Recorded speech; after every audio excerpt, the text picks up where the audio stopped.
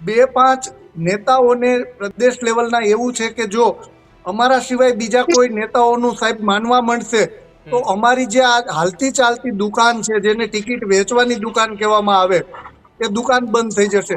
અને તમે જાણો બી છો કે 2022માં ગોપાલ ઇટાલિયા, મનોજ સોરઠિયાએ ટિકિટોના વેચાણ કર્યા. આ બાબતની જાણ અરવિંદ કેજરીવાલજીને થતા એમણે પ્રદેશ પ્રમુખ ફેરવવાનું સૂચન કર્યું અને ગોપાલ ઇટાલિયાને પદ ઉપરથી હટાવી ઈશુદાનભાઈ ગઢવીને પ્રદેશ પ્રમુખ બનાવવામાં આવ્યા. હું છાતી ઠોકીને ચેલેન્જ સાથે કહું છું કે જે દિવસથી ગોપાલ ઇટાલિયાને હટાવવામાં આવ્યા તે દિવસેની અગાઉની મીટિંગમાં પણ ગોપાલ ઇટાલિયાએ કેજરીવાલજી સહિતના નેતાઓને બેફામ ગાળો આપેલી છે.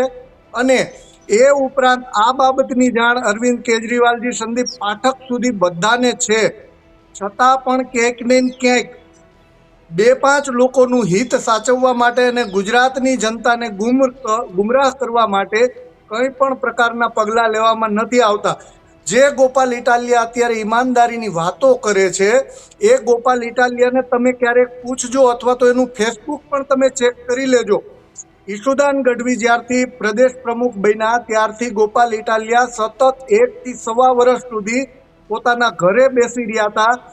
ઘણા કાર્યકર્તાઓને એમણે કોલ કરી અને એવી પણ વાત કરેલી કે ઘરે રહો, સુરક્ષિત રહો, પૂતળા દહન કરો, આવી પણ વાતો કરેલી. તો આ પાર્ટી વિરુદ્ધનું કૃત્ય નહોતું?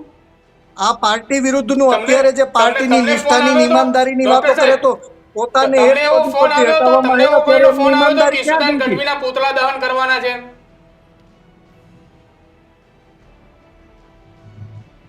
ઈશુદાન ગઢવીના પૂતળા દહન કરવાના મારા મિત્રને ફોન આવેલા, પણ અમને એવો ફોન આવેલો કે ઘરે રહો, સુરક્ષિત રહો, અત્યારે પદ લ્યો અને કામ નથી કરવાનું.